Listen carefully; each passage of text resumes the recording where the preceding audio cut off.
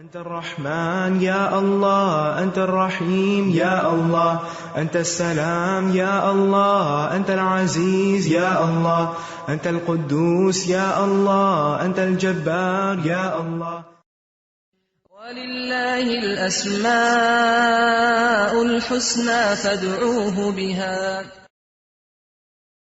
نحمده ونصلي على رسوله الكريم، أما بعد، فأعوذ بالله من الشيطان الرجيم.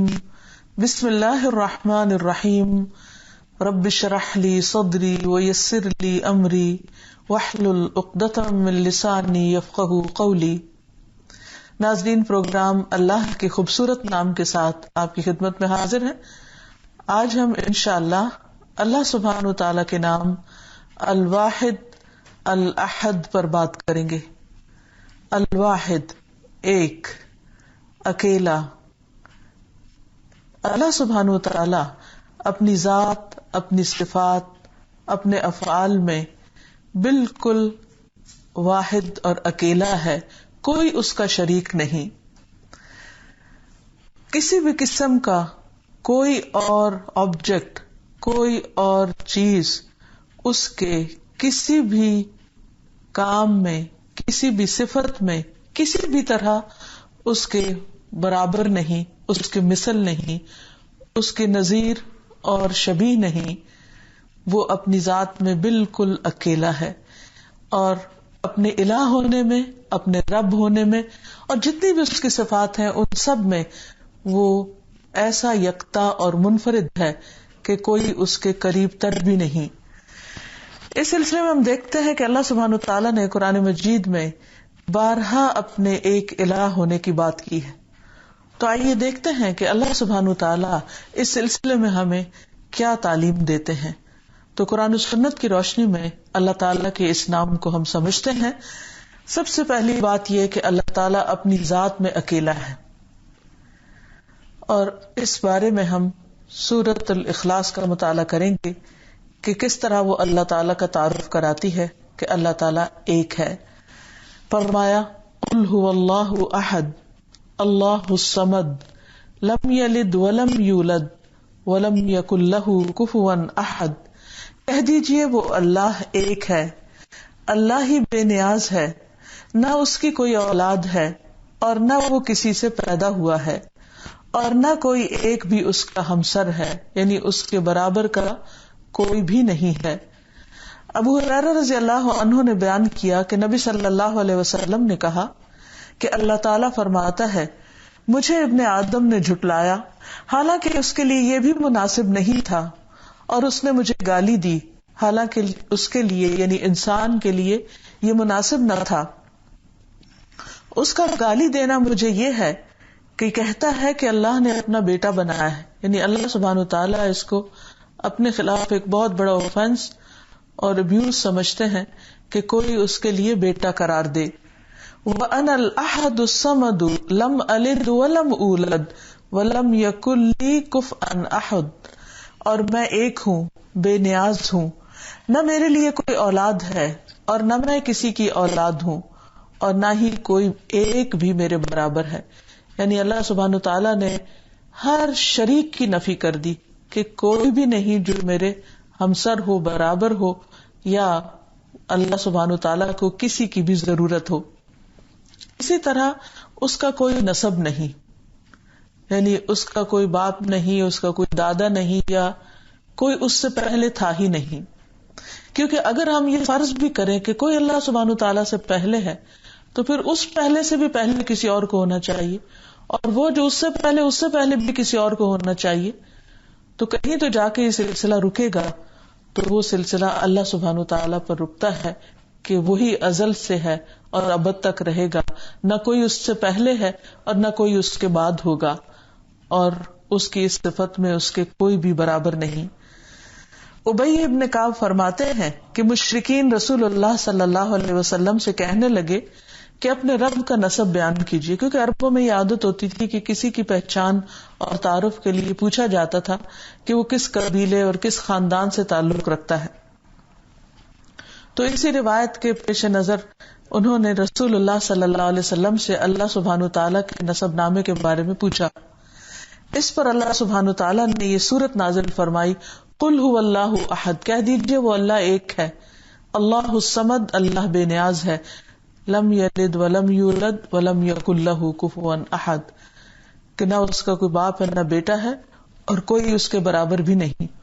تو یہ اللہ سبحانہ وتعالی کی توحید کا ایک بہترین تعارف ہے. اور پھر یہ کہ وہ ہمیشہ سے اکیلا ہے. ابن الاسیر کہتے ہیں کہ اللہ سبحانہ وتعالی کے اسماء میں جو واحد ہے، یعنی آپ کا نام واحد، اس سے مراد وہ ہے جو ہمیشہ سے اکیلا ہے، یعنی زمانے کے کسی بھی عرصے میں کبھی بھی کوئی اس کا شریک نہیں رہا اور نہ کبھی آئندہ ایسا ہوگا، یعنی اس کے ساتھ کبھی بھی کوئی اور نہ تھا. آپ صلی اللہ علیہ وسلم نے بھی فرمایا اللہ تعالیٰ ازل سے ہمیشہ سے موجود تھا، اس کے سوا کوئی چیز موجود نہ تھی اور اس کا عرش پانی پر تھا. یعنی جب زمین و آسمان نہیں تھے، انسان نہیں تھے، باقی مخلوقات نہیں تھی، ہم میں سے کوئی بھی نہیں تھا، تو اس وقت بھی اللہ تعالیٰ موجود تھا اور اس کا عرش پانی پر تھا. اور ہم سب کے ہونے نے، زمین و آسمان کے ہونے نے اس کی شان میں کسی قسم کا اضافہ نہیں کیا، کیونکہ وہ تو اس سے پہلے بھی بلند شان تھا. پھر مخلوق کی تخلیق کے وقت صرف وہی ایک اکیلا تھا. اللہ تعالیٰ فرماتے ہیں ما اشہدتہم خلق السماوات والارض ولا خلق انفسہم وما کنت متخذ المضلین عضدا. میں نے انہیں نہ آسمانوں اور زمین کے پیدا کرنے میں حاضر کیا، یعنی یہ اس وقت موجود نہیں تھے جب میں زمین و آسمان کو بنا رہا تھا کہ یہ میرے گواہ ہوں، اور نہ خود ان کے پیدا کرنے میں، اور نہ ہی میں گمراہ کرنے والوں کو اپنا بازو بنانے والا تھا کہ میں ایسے لوگوں کو اپنے برابر رکھتا یا انہیں تخلیق کے کام میں شریک کرتا یا کم از کم ان کو مشاہدہ ہی کرنے دیتا. ایسا بھی کچھ نہیں تھا. پھر یہ ہے کہ اس کی ذات میں کوئی شریک نہیں. اللہ سبحانہ وتعالی واضح طور پر قرآن مجید میں اس کی نفی فرماتے ہیں. ارشاد باری تعالی ہے وَلَا تَقُولُوا ثَلَاثَ، مت کہو کہ تین ہیں، انتہوا، رک جاؤ، باز آ جاؤ، خیرا لکم، یہ تمہارے حق میں بہتر ہے، تمہارا اسی میں فائدہ ہے. انما اللہ الہ واحد، بے شک اللہ تو ایک ہی الہ ہے، سبحانہ، وہ پاک ہے، ان یکون لہ ولد، کہ اس کا کوئی بیٹا ہو یا اولاد ہو، لہ ما فی السماوات وما فی الارض، اسی کا ہے جو کچھ آسمانوں میں ہے اور جو زمین میں، وکفی باللہ وکیلا، اور کافی ہے اللہ کارساز، نظام کائنات چلانے والا، وہ اکیلا ہی کافی ہے، اس کو کسی مددگار کی ضرورت نہیں. اسی طرح تین تو تین، دو کے بارے میں بھی فرمایا کہ لا تتخذوا الہین اثنین انما هو الہ واحد، کہ تم دو الہ مت بناؤ. جیسے بعض لوگوں کا خیال ہے کہ ایک خدا نیکی کا ہے اور ایک بدی کا، تو اس سے بھی منع کیا گیا کہ دو بھی نہیں ہے، بس وہ ایک ہی ہے. انما هو الہ واحد، بے شک وہ ایک اکیلا ہی الہ ہے. پھر یہ ہے کہ اس کی ذات کے بارے میں انسان کو ہر طرح کے وسوسوں سے بھی بچنا چاہیے. بعض اوقات شیطان انسان کے دل میں یہ خیال ڈالتا ہے کہ کیا پتا اللہ تعالیٰ نہ ہو، یا یہ کہ اس کا کوئی اور بھی اس جیسا ہو، یا اس کی ذات یا اس کی شان کے بارے میں کوئی ایسی بات جو اس کے لائق نہ ہو، اس کو زیب نہ دیتی ہو. تو اس سے بھی بچنے کی ضرورت ہے کہ رسول اللہ صلی اللہ علیہ وسلم نے فرمایا لوگ ہمیشہ ایک دوسرے سے پوچھتے رہیں گے یہاں تک کہ یہ کہہ دیا جائے گا کہ مخلوق کو تو اللہ نے پیدا کیا، اللہ کو کس نے پیدا کیا. تو جو آدمی اس طرح کا کوئی وسوسہ اپنے دل میں پائے تو وہ کہے کہ میں اللہ پر ایمان لایا، یعنی میں یہ بات نہیں سوچتا، اور میں جو ہے اکیلا جس نے سب کچھ بنایا بس میں اس پر ایمان رکھتا ہوں. ان وسوسوں کا علاج یہ بھی بتایا گیا کہ ایسا خیال آتے ہی سورۃ اخلاص پڑھ لی جائے. آپ نے فرمایا جب لوگ ایسا کہیں تو تم کہو اللہ احد، اللہ الصمد، لم یلد ولم یولد ولم یکن لہ کفوا احد. پھر وہ اپنے بائیں جانب 3 مرتبہ تھتکارے اور شیطان سے پناہ مانگے. یعنی جب اس طرح کے خیالات بار بار آنے لگے، انسان کا ذہن کنفیوز ہونے لگے، تو قل هو اللہ کا ورد کرے اور اپنے دل کی طرف تھتکارے، یعنی شیطان جو اس پر حملہ آور ہو رہا ہے اس کو دور بھگا دے. قرآن مجید کے مضامین پر اگر غور کیا جائے تو اس میں 3 طرح کی چیزیں پائی جاتی ہیں. ایک اللہ سبحانہ و تعالیٰ کی توحید اور اس کی صفات، دوسرے احکامات جو اس نے اپنے بندوں کے لیے دیے ہیں، اور تیسرے ماضی کے واقعات جن سے ہم سب کو سبق سیکھنا چاہیے، یعنی مختلف پیغمبروں کے واقعات اور قصص وغیرہ. تو جب ہم یہ کہتے ہیں کہ سورۃ اخلاص 1/3 قرآن مجید کے برابر ہے تو یہ اجر کے اعتبار سے بھی ہے، یعنی اگر اس کو پڑھا جائے تو اس کا ثواب بھی ملتا ہے 1/3 پڑھنے کے برابر، اور اس کے ساتھ ساتھ 1/3 جو قرآن مجید کا تیسرا حصہ مضامین کا، اس کو بھی یہ کور کرتی ہے. نبی صلی اللہ علیہ وسلم نے ایک بار سب کو اکٹھا کر کے یہ بات بتائی. رسول اللہ صلی اللہ علیہ وسلم نے فرمایا کہ تم سب اکٹھے ہو جاؤ تاکہ میں تمہارے سامنے 1/3 قرآن پڑھوں. پھر جنہوں نے اکٹھا ہونا تھا وہ اکٹھے ہو گئے. پھر نبی صلی اللہ علیہ وسلم نکلے اور آپ نے سورۃ قل ھو اللہ احد پڑھی. پھر آپ تشریف لے گئے. ہم آپس میں ایک دوسرے سے کہنے لگے کہ شاید آسمان سے کوئی خبر آئی ہے جس کی وجہ سے آپ اندر تشریف لے گئے ہیں. پھر نبی صلی اللہ علیہ وسلم باہر تشریف لائے تو فرمایا میں نے تمہیں کہا تھا کہ میں تمہارے سامنے 1/3 قرآن پڑھتا ہوں، بے شک آگاہ رہو قل ھو اللہ احد 1/3 قرآن کے برابر ہے. یعنی آپ نے اس وقت صرف قل ھو اللہ احد ہی پڑھی. اور اگر دیکھا جائے تو اس میں چند الفاظ ہیں لیکن مضمون کے اعتبار سے، معنی کے اعتبار سے یہ سب سے بڑے مضمون کو کور کرتی ہے. ابو سعید خدری رضی اللہ عنہ سے روایت ہے کہ ایک شخص نے ایک شخص کو رات کو قل ھو اللہ احد بار بار پڑھتے ہوئے سنا. صبح ہوئی تو وہ صحابی رسول اللہ صلی اللہ علیہ وسلم کی خدمت میں حاضر ہوئے. اس سورت کی تلاوت کو کم سمجھتے ہوئے آپ کو ساری بات بتائی کہ ایک شخص بار بار بس یہی پڑھتا چلا جا رہا تھا.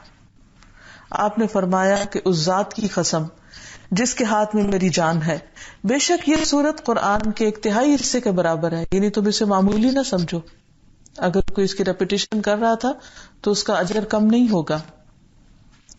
قتادہ سے سند کے ساتھ رسول اللہ صلی اللہ علیہ وسلم کا یہ فرمان نقل کیا گیا ہے کہ آپ نے فرمایا بے شک اللہ تعالیٰ نے قرآن کے 3 حصے کیے ہیں اور قرآن کے ان 3 حصوں میں سے قل ھو اللہ احد کو 1 حصہ مقرر فرمایا ہے. اور پھر یہ کہ یہ سورت جنت کو واجب کرنے والی ہے. نبی صلی اللہ علیہ وسلم نے ایک آدمی کو سورت اخلاص کی تلاوت کرتے ہوئے سنا تو فرمایا واجب ہو گئی. لوگوں نے پوچھا یا رسول اللہ صلی اللہ علیہ وسلم کیا چیز واجب ہو گئی؟ فرمایا اس کے لیے جنت واجب ہو گئی. یعنی اگر کوئی شخص اخلاص کے ساتھ اس کو پورا دل لگا کر اسے پڑھتا ہے تو وہ دراصل اللہ تعالیٰ کے ایک ہونے کی گواہی دیتا ہے، اور یہ بات اللہ تعالیٰ کو ہر بات سے زیادہ پسند ہے اور اللہ تعالیٰ اس پر خوش ہوتے ہیں. اور شرک اللہ تعالیٰ کو سب سے زیادہ مبغوض ہے. تو جو شخص شرک کی نفی کرتا ہے وہ اللہ کا محبوب ہو جاتا ہے. پھر اسی طرح یہ سورت مغفرت کا باعث بننے والی بھی ہے. ایک مرتبہ نبی صلی اللہ علیہ وسلم نے ایک آدمی کو سورت کافرون کی تلاوت کرتے ہوئے سنا تو آپ نے فرمایا تو شریک سے بری ہو گیا، یعنی تو نے شرک کی نفی کر دی.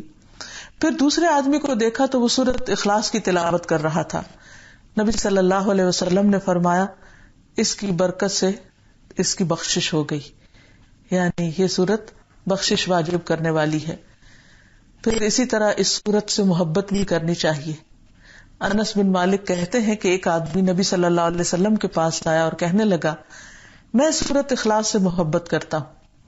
تو آپ نے فرمایا تمہارا اس سورت سے محبت کرنا تمہیں جنت میں داخل کر دے گا. تو ہم سب کو بھی اس سورت سے محبت کرنی چاہیے اور بار بار اس کا ورد کرتے رہنا چاہیے. اس سورت سے محبت کرنے والے سے اللہ تعالیٰ محبت کرتے ہیں. حضرت عائشہ روایت کرتی ہیں کہ نبی صلی اللہ علیہ وسلم نے ایک شخص کو لشکر کا امیر بنا کے بھیجا تو جب وہ اپنے ساتھیوں کو نماز پڑھاتا تو قل ھو اللہ احد پہ ختم کرتا، یعنی ہر رکعت کے آخر میں قل ھو اللہ پڑھتا. جب لوگ واپس ہوئے تو یہ بات نبی صلی اللہ علیہ وسلم سے بیان کی گئی، یعنی ایک طرح سے شکایت کی گئی. آپ نے فرمایا اس شخص سے پوچھو کہ ایسا کیوں کرتا ہے، یعنی ہر رکعت میں وہ کیوں پڑھتا ہے. لوگوں نے اس سے پوچھا تو اس نے کہا اس لیے کہ یہ رحمان کی صفت ہے اور مجھے پسند ہے کہ میں اس کو پڑھوں.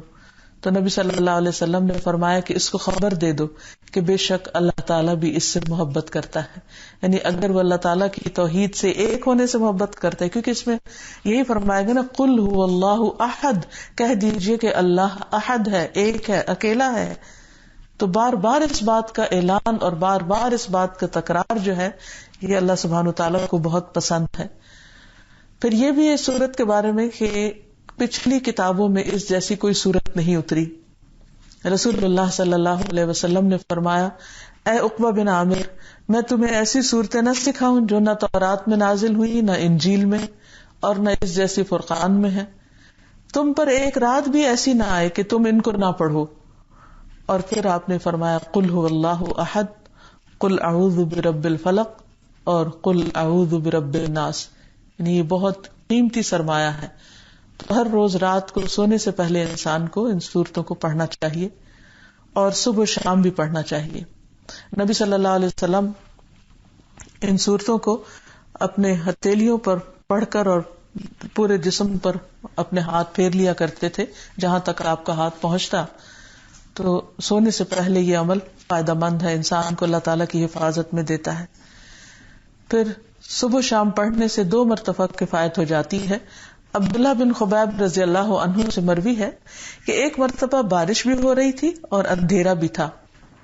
ہم لوگ نماز کے لیے رسول اللہ صلی اللہ علیہ وسلم کا انتظار کر رہے تھے. اسی اسنا میں آپ باہر تشریف لائے اور میرا ہاتھ پکڑ کر فرمایا کہ کہو. میں خاموش رہا.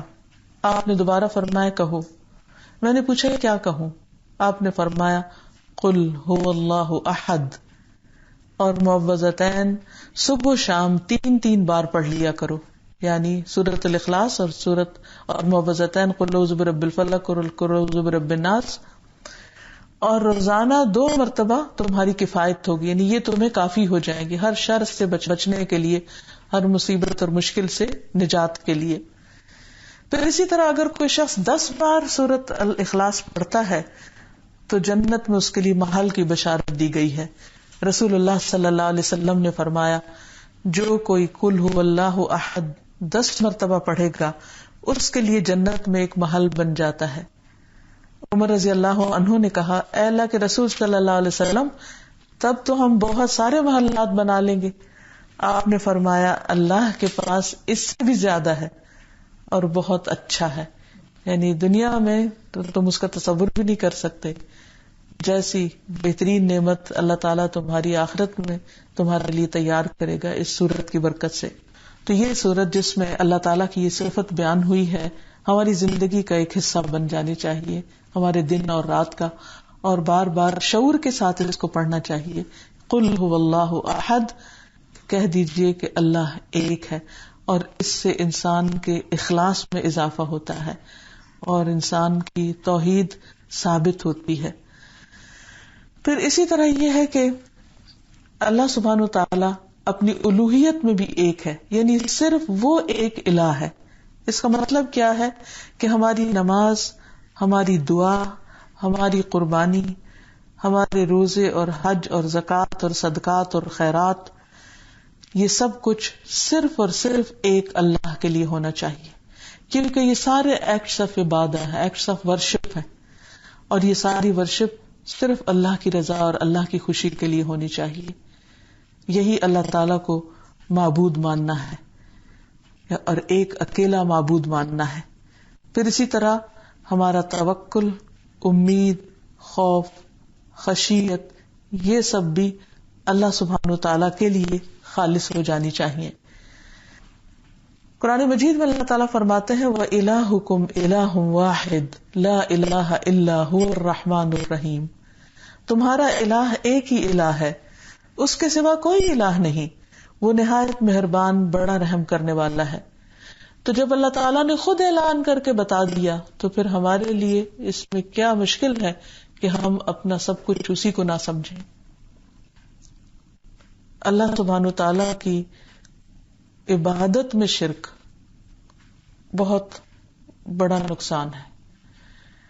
مشرکین مکہ اللہ سبحانہ تعالیٰ کو اپنا رب مانتے تھے.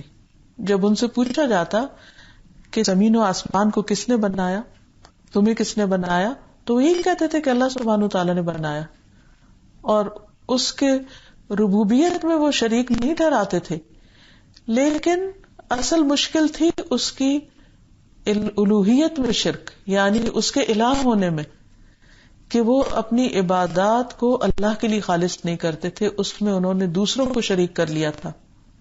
جیسے ہم کہتے ہیں حج کے موقع پر کہ لبیک اللہم لبیک لبیک لا شریک لک لبیک، کہ لبیک اے اللہ میں حاضر ہوں، اے اللہ میں حاضر ہوں، تیرا کوئی شریک نہیں، لا شریک لک لبیک، میں تیرے دربار میں حاضر ہوں. لیکن وہ اضافہ کر دیتے تھے الا شریکن تملکہ، مگر شریک جس کا تو مالک ہے. اب یہاں سے گڑبڑ ہو جاتی. تو نبی صلی اللہ علیہ وسلم نے جو تلبیہ سکھایا اس میں ہر شریک کی نفی کی گئی، لا شریک لک، تیرا کوئی شریک ہے ہی نہیں. اسی طرح جب انسان قربانی کرتا ہے تو اس وقت بھی ہمیں کیا سکھایا گیا؟ قل ان صلاتی و نسکی و محیای و مماتی للہ رب العالمین، کہہ دیجئے کہ بے شک میری نماز اور میری قربانی، میرا جینا اور میرا مرنا سب اللہ رب العالمین کے لیے ہے. لا شریک لہ، اس کا کوئی شریک نہیں اس میں. وبذالک امرت، اسی کا مجھے حکم دیا گیا. وانا اول المسلمین، اور میں سب سے پہلا مسلمان ہوں، فرما بردار ہوں. تو اس سے یہ پتہ چلتا ہے کہ جتنے بھی عبادت کے مظاہر ہیں، جو بھی عبادت والے کام ہیں، وہ سارے کے سارے صرف اور صرف اللہ کی رضا کے لیے ہونے چاہیے. لیکن مشرکین مکہ کیا کرتے؟ بتوں کے نام پہ قربانی دیتے، ان کو خوش کرنے کے لیے قربانیاں کرتے، چڑھاوے چڑھاتے. اور آج بھی افسوس سے یہ کہنا پڑتا ہے کہ خود مسلمانوں کے اندر ایسے لوگ موجود ہیں کہ جو غیر اللہ کے نام کی نظر و نیاز دیتے ہیں. تو جو چیز اللہ سبحانہ وتعالیٰ کے علاوہ کسی اور کے نام پہ قربان کی جائے، اللہ سبحانہ وتعالیٰ اس کو قبول نہیں کرتا. پھر اسی طرح دعا بھی صرف اللہ سے مانگنی چاہیے، کیونکہ دعا بھی سراسر عبادت ہے.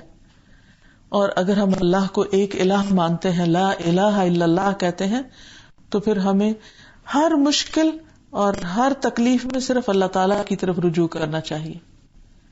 یعنی الہ ہونے کے معنی میں یہ بات شامل ہے کہ حاجت روائی کرنے والا اور مشکلیں دور کرنے والا صرف وہ ہے.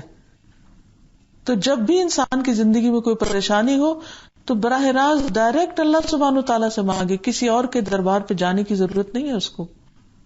کیونکہ جب اللہ ہے اور اللہ تعالیٰ نہ اس کو نیند آتی ہے، نہ اونگ آتی ہے، نہ وہ کسی وقت غافل ہوتا ہے، وہ ہر وقت سنتا ہے. جب بندے سو جاتے ہیں، جب بندے اپنے کاموں میں مشغول ہوتے ہیں، تو وہ نہیں سوتا. اور سارے اختیارات اسی کے پاس ہیں، ساری قوت اور قدرت کا مالک وہ خود ہے. اس لیے اس کو چھوڑ کر کسی اور کے پاس جانا ویسے ہی حماقت ہے. تو اس لیے قربانی ہو یا نظر نیاز ہو یا دعا ہو، وہ صرف اور صرف اللہ کے لیے ہو، تب وہ قبول ہوتی ہے.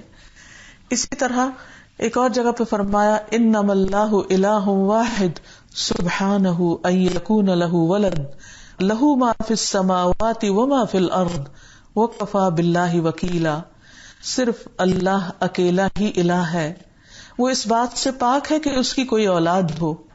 جو کچھ آسمانوں اور زمین میں ہے سب اسی کا ہے، اور اللہ اکیلا ہی کائنات کا نظام چلانے کے لیے کافی ہے.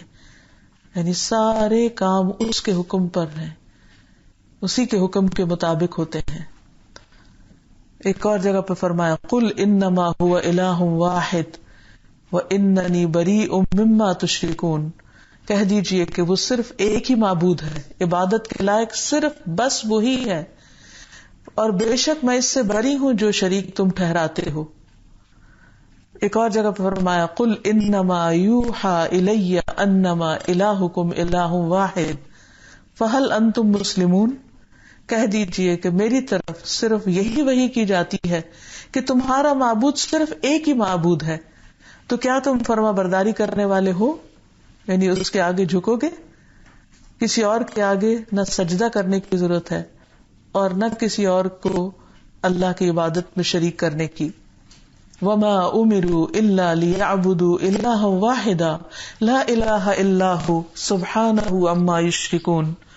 حالانکہ انہیں اس کے سوا کوئی حکم نہیں دیا گیا کہ ایک ہی معبود کی عبادت کریں، کوئی معبود نہیں مگر وہی، وہ اس سے پاک ہے جو وہ شریک ٹھہراتے ہیں. پھر اسی طرح یہ بھی یاد رہے کہ اللہ سبحانہ تعالیٰ اپنے الہ ہونے میں اکیلا ہونے کے علاوہ اپنے رب ہونے میں بھی اکیلا ہے، وہ اپنی ربوبیت میں بھی اکیلا ہے.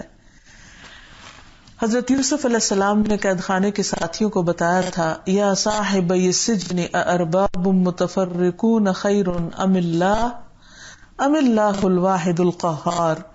اے میرے قید کے ساتھیوں، ذرا سوچو، کیا متفرق رب بہتر ہے، بہت سارے رب بہتر ہیں، یا ایک ہی اللہ جو سب پر غالب ہے؟ تو ظاہر ہے کہ ایک ہی اللہ، ایک ہی رب جو سب پر غالب ہے، ہر چیز اس کے حکم پر چل رہی ہے. آسمان اس نے تھام رکھا ہے، بارشیں وہ برساتا ہے، زمین اس کے حکم پر سبزہ اگاتی ہے، سمندر اس کے حکم کے مطابق اپنی حدود میں رکے ہوئے ہیں اور انسانوں کی خدمت میں کے لیے مسخر کیے گئے ہیں. سب کچھ صرف اور صرف اسی کے کنٹرول میں ہے، کوئی اور اس کے کسی حکم میں مداخلت بھی نہیں کر سکتا. تو اس لیے وہی اکیلا ایک رب بہتر ہے. پھر وہ اپنے تمام ناموں اور تمام صفات میں اکیلا ہے، اس کا کوئی ہم نام بھی نہیں. قرآن مجید میں آتا ہے هل تعلم له سمیہ، کیا تم اس کا کوئی ہم نام جانتے ہو؟ کیا تمہیں معلوم ہے کہ کوئی اور بھی اس کے نام جیسا نام رکھتا ہے؟ نہیں. اب ہو سکتا ہے کہ یہاں آپ سوچ رہے ہوں کہ بعض نام اللہ تعالیٰ کے اور بندوں کے باہم ملتے جلتے ہیں، لیکن اس میں بھی حقیقت میں فرق ہے. مثلاً بندوں کا بعض اوقات ہم سمیع کہہ دیتے ہیں، لیکن اللہ سبحانہ تعالیٰ السمیع ہے، خاص سننے والا. بندوں کی سماعت تو بہت ہی محدود ہے، بندے سنتے ہیں لیکن کتنی آواز سن سکتے ہیں؟ ایک مخصوص ڈیسیبل سے زیادہ یا کم وہ سن ہی نہیں سکتے. پھر وقت کے ساتھ ساتھ ان کی سماعت کمزور ہو جاتی ہے. پھر اسی طرح دور کی آوازیں نہیں سن سکتے، لیکن اللہ سبحانہ تعالیٰ ہر آواز کو سن سکتا ہے اور بیک وقت اس ساری دنیا کی آوازیں، ساری کائنات کی آوازیں سنتا ہے. اور ایک آواز کا سننا دوسری آواز میں خلل نہیں ڈالتا. ہمیں تو اگر 2 یا 3 لوگ اکٹھے بات کرنا شروع کر دیں تو پریشان ہو جاتے ہیں اور روک دیتے ہیں کہ ایک کر کے بات کرو، سمجھ نہیں آتی. اللہ تعالیٰ کو ایسی کچھ مشکل نہیں، اس ساری زبانیں جانتا ہے، اس کو کوئی مشکل نہیں کہ کوئی انگریزی میں بولے یا فارسی میں بولے. پھر اسی طرح اس کے مثل کوئی نہیں، لیس کمثلہ شیء وہو السمیع البصیر. کوئی اس کے مانند نہیں، اس کی صفات میں اس کی کوئی برابری نہیں کرتا. بندوں کے اندر اگر اس سے ملتی جلتی صفات بظاہر ہیں تو وہ لفظی طور پر ہیں اور محدود شکل میں ہیں، جبکہ اللہ سبحانہ وتعالیٰ کی پرفیکٹ شکل میں. پھر اسی طرح یہ بھی یاد رہے کہ وہ اپنی بادشاہت میں بھی اکیلا ہے. اللہ سبحانہ وتعالیٰ وہ الواحد ہے جس نے ساری مخلوق کو بغیر کسی ہیلپر، معاون، مددگار، وزیر، مشیر کے پیدا کیا، اور اسی طرح ان کے چلانے میں بھی، اس کائنات کے چلانے میں بھی کسی اور کا حصہ نہیں. دنیا میں آپ دیکھیے کسی ایک بادشاہ یا کسی ایک بڑے یا کسی لیڈر کا نام لیجئے کہ جو سب کچھ خود کرتا. عموماً کیا ہوتا ہے کہ ایک اگر لیڈر ہے تو اس کے ساتھ ایک فوج ہوتی ہے لوگوں کی جو اس کی مددگار ہوتی. اللہ سبحانہ وتعالیٰ کو کسی کی مدد نہیں چاہیے. یا ایھا الناس انتم الفقراء الی اللہ واللہ هو الغنی الحمید. اے لوگو تم سب اللہ کے محتاج ہو اور اللہ بے نیاز تعریف والا ہے، اس کو کسی کی ضرورت نہیں ہے. ایک جگہ اور فرمایا قل ادعوا الذین زعمتم من دون اللہ لا یملکون مثقال ذرۃ فی السماوات ولا فی الارض وما لهم فیہما من شرک وما له منہم من ظہیر. اے نبی صلی اللہ علیہ وسلم، آپ ان سے کہیے جن کو تم اللہ کے سوا الہ سمجھ رہے ہو انہیں پکار کر دیکھو، وہ تو آسمانوں اور زمین کے موجودات میں ذرہ بھر بھی اختیار نہیں رکھتے. یعنی زمین اور آسمان میں جو بھی چیزیں ہیں ان میں سے ایک ذرے کے بھی مالک نہیں، اور نہ ہی ان موجودات میں ان کی کچھ شرکت ہے، اور نہ ہی ان میں سے کوئی اللہ کا مددگار ہے. وَلَمْ يَكُنْ لَهُ شَرِيكٌ فِي الْمُلْكِ، اس کی حکومت میں کوئی بھی اس کا شریک نہیں. تو یاد رہے کہ اللہ سبحانہ وتعالیٰ کی یہ صفت الواحد اور الاحد ہم سے کچھ تقاضا کرتی ہے. اور وہ یہ کہ توحید کو ہم اپنی زندگی میں سب سے زیادہ اہمیت دیں. تمام انبیاء کی بعثت کا مقصد لوگوں کو ایک اللہ کی عبادت کا حکم دینا تھا. نبی صلی اللہ علیہ وسلم نے فرمایا اللہ تعالیٰ نے مجھے یہ پیغام دے کر بھیجا ہے کہ صلہ رحمی کرنا، بتوں کو توڑنا، اور یہ کہ اللہ تعالیٰ کو ایک ماننا اور اس کے ساتھ کسی کو شریک نہ بنانا. پھر یہ بھی یاد رہے کہ انسان کے اعمال کی قبولیت کا دار و مدار بھی توحید پر ہے. انسان کی بڑی سے بڑی نیکی ضائع ہو جائے گی اگر اس نے وہ کام اللہ کے لیے نہ کیا اور اللہ کے ساتھ کسی اور کو شریک کر لیا، کیونکہ عبادت صرف اور صرف اللہ سبحانہ و تعالیٰ کا حق ہے. قرآن مجید میں اللہ تعالیٰ فرماتے ہیں وَلَقَدْ أُوحِيَ إِلَيْكَ وَإِلَى الَّذِينَ مِن قَبْلِكَ لَئِنْ أَشْرَكْتَ لَيَحْبَطَنَّ عَمَلُكَ وَلَتَكُونَنَّ مِنَ الْخَاسِرِينَ. حالانکہ تمہاری طرف یہ وحی کی جا چکی ہے اور ان لوگوں کی طرف بھی جو تم سے پہلے تھے کہ اگر تم نے شرک کیا تو تمہارے عمل برباد ہو جائیں گے اور تم خسارہ اٹھانے والوں میں شامل ہو جاؤ گے. یعنی آپ دیکھیے کہ کتنی سخت بات ہے جو اللہ سبحانہ وتعالیٰ نے اتنے واضح انداز میں بیان کر دی ہے کہ شرک کسی سے بھی معاف نہیں، خواہ کوئی پیغمبر ہی کیوں نہ ہو. ایک اور جگہ پر فرمایا ذالک ھدی اللہ یہدی بہ من یشاء من عبادہ ولو اشرکوا لحبط عنہم ما کانوا یعملون. یہ ہے اللہ کی ہدایت، اپنے بندوں میں سے وہ جسے چاہتا ہے عطا کرتا ہے، اس ہدایت پہ چلاتا ہے. اور اگر وہ یعنی انبیاء بھی شرک کرتے تو ان کا سب کیا کرایا برباد ہو جاتا. یعنی اللہ تعالیٰ شرک کو کسی سے بھی قبول نہیں کرتا، کسی سے بھی اس پر راضی نہیں. ابن عمر کہتے ہیں کہ عاص بن وائل نے زمانے جاہلیت میں 100 اونٹ قربان کرنے کی منت مانی تھی. اس کے ایک بیٹے ہشام بن ناس نے اپنے حصے کے 50 اونٹ قربان کر دیے. دوسرے بیٹے عمر رضی اللہ عنہ نے نبی صلی اللہ علیہ وسلم سے اس کے بارے میں پوچھا تو آپ نے فرمایا اگر تمہارے باپ نے توحید کا اقرار کر لیا ہوتا تو تم اس کی طرف سے جو کچھ بھی روزہ اور صدقہ وغیرہ کرتے تو اسے نفع ہوتا، لیکن چونکہ اس نے لا الہ الا اللہ نہیں کہا تو تم جتنے چاہو اونٹ اس کی طرف سے ذبح کر دو، اس کو کوئی فائدہ نہیں ہوگا. یاد رکھیے کہ یہی کلمہ آخرت میں انسان کی نجات کا ذریعہ بنے گا. نبی صلی اللہ علیہ وسلم نے فرمایا جس بندے نے بھی کلمہ لا الہ الا اللہ کو مان لیا پھر اسی پر وہ فوت ہوا تو وہ جنت میں جائے گا. ابو ذر کہتے ہیں میں نے عرض کیا چاہے اس نے زنا کیا ہو، چاہے اس نے چوری کی ہو. آپ نے فرمایا چاہے اس نے زنا کیا ہو، چاہے چوری کی ہو، یعنی یہ گناہ تو معاف ہو سکتے ہیں. پھر عرض کیا چاہے اس نے زنا کیا ہو، چاہے اس نے چوری کی ہو. فرمایا چاہے اس نے زنا کیا ہو، چاہے اس نے چوری کی ہو. میں نے حیرت سے پھر عرض کیا، یعنی تیسری بار ابو ذر نے پوچھا چاہے اس نے زنا کیا ہو، چاہے چوری کی ہو. آپ نے فرمایا چاہے اس نے زنا کیا ہو، چاہے اس نے چوری کی ہو. ابو ذر کی ناک خاک آلود ہو. یعنی اس بات کو اچھی طرح سمجھ جاؤ. یعنی باقی جتنے بھی کبیرہ گناہ ہیں، یعنی کہ انسان ڈٹائی سے ان گناہوں کو کرتا رہے، لیکن انسان اگر کسی سے کوئی ایسی غلطی دور جاہلیت میں ہو چکی ہو، اسلام لانے سے پہلے یا اسلام کی ناسمجھی کے زمانے میں، تو اس میں اگر وہ شرمندہ ہوتا ہے اور اللہ تعالیٰ سے معافی مانگتا ہے تو اللہ تعالیٰ اس کو معاف کر دیں گے. اور اگر اس نے صحیح طور پر معافی بھی نہیں مانگی اور باقی اس کے کچھ اور اچھے اعمال ہیں، مثلا صدقہ خیرات ہے، نوافل کی کثرت ہے، تو یہ نیکیاں اس کی برائیوں کو معاف کروا دیں گی. لیکن شرک صرف نیکیاں کرنے سے معاف نہیں ہو سکتا جب تک انسان اس سے پوری طرح توبہ نہ کر لے. نبی صلی اللہ علیہ وسلم نے فرمایا اللہ تعالیٰ قیامت کے دن دوزخ کے سب سے کم عذاب پانے والے سے پوچھے گا اگر تمہیں روئے زمین کی ساری چیزیں میسر ہوں تو کیا تم ان کو فدیے میں دے دو گے؟ تو وہ کہے گا ہاں. تو اللہ تعالیٰ فرمائے گا میں نے تو تم سے اس سے بھی زیادہ آسان چیز کا مطالبہ کیا تھا جب تم آدم علیہ السلام کی پیٹھ میں تھے کہ میرے ساتھ کسی کو شریک نہ کرنا، لیکن تم نے توحید کا انکار کیا اور نہ مانا اور بالآخر شرک ہی کیا. پھر یہ ہے کہ انسان کو تہہ دل سے توحید کا اقرار کرنا چاہیے. کبھی تنہائی میں انسان بیٹھ کے پوری طرح اپنے آپ کو، اپنے دل دماغ کو حاضر کر کے اللہ سبحانہ و تعالیٰ کے سامنے اقرار کرے، اظہار کرے کہ اللہ میں تجھے صرف ایک مانتا ہوں اور کسی بھی تیری صفت میں، تیری ذات میں، تیری کسی بھی شان میں کسی اور کو شریک نہیں کرتا، تو ہی سب سے بڑا ہے.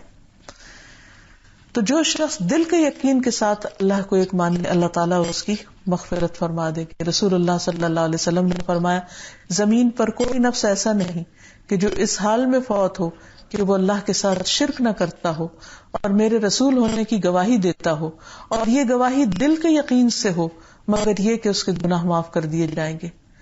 یہی کلمہ جنت کو واجب کرنے والا ہے، اور موت تک انسان کو اسی کلمے پر قائم رہنا چاہیے اور اللہ کے ساتھ کسی کو شریک نہیں ٹھہرانا چاہیے. کیونکہ اگر اس نے کسی کے ساتھ کسی کو اللہ کا شریک ٹھہرایا تو اس کے سارے اعمال برباد ہو جائیں گے، اور شرک کبھی بھی معاف نہیں ہوگا. ان اللہ لا یغفر ان یشرک بہ ویغفر ما دون ذلک لمن یشاء ومن یشرک باللہ فقد ضل ضلالا بعیدا. بے شک اللہ کے ساتھ اگر کسی کو شریک بنایا جائے تو یہ گناہ وہ کبھی بھی معاف نہیں کرے گا. اس کے علاوہ جو دوسرے گناہ ہیں وہ جسے چاہے معاف کر دے، اور جس کسی نے کسی کو اللہ کا شریک بنایا وہ گمراہی میں بہت دور تک چلا گیا. یعنی ساری برائیاں اور خرابیاں یہیں سے شروع ہوتی ہیں. اسی لیے اللہ سبحانہ وتعالی نے شرک کو سب سے ناپسندیدہ عمل قرار دیا ہے. اس لیے ضروری ہے کہ انسان اپنے آپ کو ہر طرح کے شرک سے بچائے، کیونکہ انسان کی زندگی بھر کی کمائی صرف شرک کی وجہ سے ضائع ہو سکتی ہے. رسول اللہ صلی اللہ علیہ وسلم نے فرمایا بے شک اللہ تعالیٰ فرماتا ہے میں سب شریکوں سے بہترین ہوں. جس نے کسی کو میرے عمل میں شریک کیا تو وہ عمل اس کی شریک کے لیے ہے. یعنی شرک اصغر میں ریاکاری اور دکھاوا بھی آ جاتا ہے. تو جو شخص عبادت کا کوئی ایکٹ اللہ کی بجائے کسی اور کے لیے کرتا ہے، دکھاوے کے لیے بھی کرے، تو وہ اس میں سب کچھ اس کا ضائع ہو جائے گا. اے لوگوں اپنے اعمال کو اللہ کے لیے خالص کر لو، کیونکہ اللہ تعالیٰ خالص عمل ہی کو قبول کرتا ہے. اور یہ مت کہو کہ یہ چیز اللہ اور رشتہ داری کے لیے ہے، کیونکہ جو چیز رشتہ دار کو دی جاتی ہے تو وہ اسی کے لیے ہے، اللہ کا اس میں کچھ نہیں. اور نہ یہ کہو کہ یہ چیز اللہ کے لیے اور تمہارے لیے ہے، بس وہ تمہارے لیے ہوگی اکیلے، اللہ کے لیے اس میں کچھ بھی نہیں. اللہ سبحانہ وتعالیٰ ایسے تمام اعمال سے بیزاری کا اظہار کرتا ہے کہ جس میں اس کے ساتھ کسی اور کو شریک کیا جائے.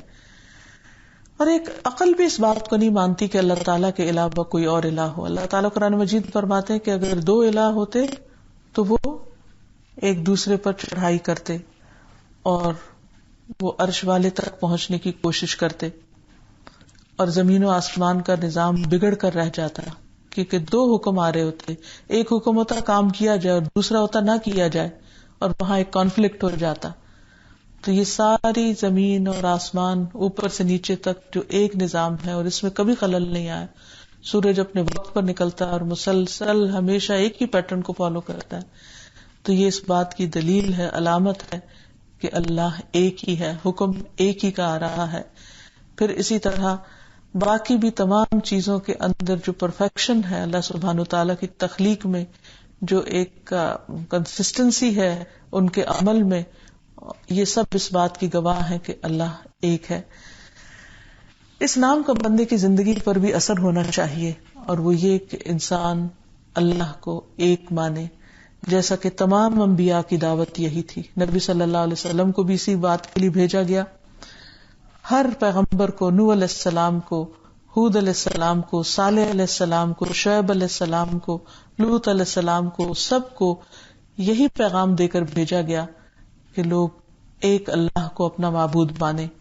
نبی صلی اللہ علیہ وسلم کی پہلی دعوت توحید ہی تھی. سب سے پہلا پیغام آپ نے لوگوں کو جو دیا وہ یہی تھا، اور آپ مختلف جگہوں پر جا کر لوگوں کو کہتے کہ یا ایھا الناس قولوا لا الہ الا اللہ تفلحوا، اے لوگوں کہو لا الہ الا اللہ تو تم فلاح پا جاؤ گے، کامیاب ہو جاؤ گے. اسی طرح ہم سب کو کثرت سے اللہ تعالیٰ کی توحید بیان بھی کرنی چاہیے. ابو ہریرہ رضی اللہ عنہ نے رسول اللہ صلی اللہ علیہ وسلم سے روایت کیا ہے کہ جو شخص دن میں 100 مرتبہ یہ دعا پڑھے گا، لا الہ الا اللہ وحدہ لا شریک لہ لہ الملک ولہ الحمد وہو علی کل شیء قدیر، نہیں کوئی معبود سوائے اللہ تعالیٰ کے اس کا کوئی شریک نہیں، ملک اسی کا اور تمام تعریف اسی کے لیے، اور وہ ہر چیز پر قادر ہے. تو یہ کلمہ پڑھنے سے اس کو 10 غلام آزاد کرنے کا ثواب ملے گا، 100 نیکیاں اس کے نام اعمال میں لکھی جائیں گی، 100 برائیاں مٹا دی جائیں گی. اس روز دن بھر یہ دعا شیطان سے اس کی حفاظت کرتی رہے گی تاکہ شام ہو جائے، اور کوئی شخص اس سے بہتر عمل لے کر نہ آئے گا مگر وہی جو اس سے زیادہ یہ کلمہ پڑھ لے. اسی طرح انسان کو صرف لا الہ الا اللہ کا بھی ورد کرتے رہنا چاہیے، اور جس کا آخری کلام لا الہ الا اللہ ہوگا وہ جنت میں داخل ہوگا. اور جب اللہ سبحانہ وتعالیٰ سے انسان دعا کرے تو اس کی توحید کا ذکر کر کے ان ناموں کا خاص طور پر ذکر کر کے دعا کرے، کیونکہ اس سے دعا قبول ہوتی ہے.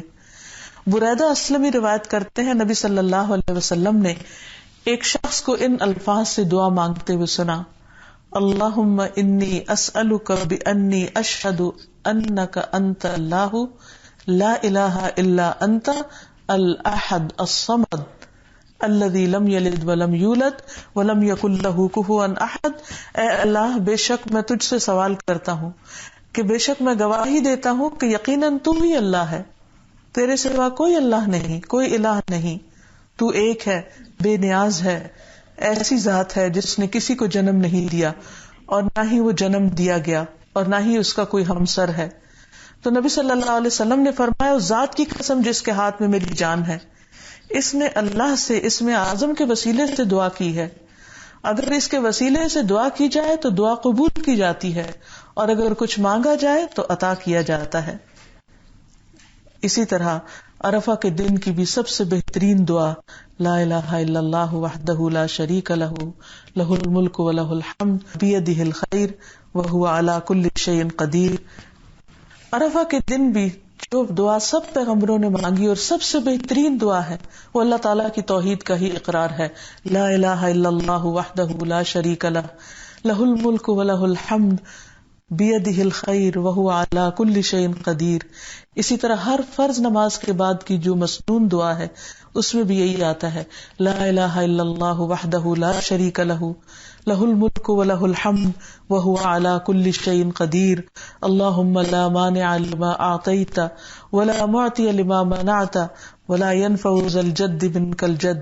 پھر اسی طرح حج اور عمرے سے واپسی پر جو دعا پڑھی جاتی ہے وہ بھی یہی: لا الہ الا اللہ وحدہ لا شریک لہ لہ الملک ولہ الحمد وہو علی کل شیء قدیر. آئبون تائبون عابدون ساجدون لربنا حامدون. صدق اللہ وعدہ ونصر عبدہ وہزم الاحزاب وحدہ. پھر اسی طرح رات کو آخری عمل انسان کا یہی ہونا چاہیے کہ یہ صورتیں یعنی سورۃ الاخلاص اور معوذتین پڑھتے ہوئے اپنے آپ کو اپنے رب کے سپرد کرے. اللہ تعالیٰ سے دعا ہے کہ وہ ہمیں ایمان کی حلاوت نصیب کرے، اپنی توحید کی سچی چاشنی نصیب کرے اور ہمیں ہر طرح کے شرک سے محفوظ رکھے. وآخر دعوانا ان الحمد للہ رب العالمین. السلام علیکم ورحمۃ اللہ وبرکاتہ. أنت القاهر يا الله، أنت الحسيب يا الله، أنت الشافي يا الله، أنت المبين يا الله، أنت الوكيل يا الله، أنت القيوم يا الله، أنت المتين يا الله، أنت السبوح يا الله. لا إله إلا الله محمد رسول الله، لا إله إلا الله محمد رسول الله.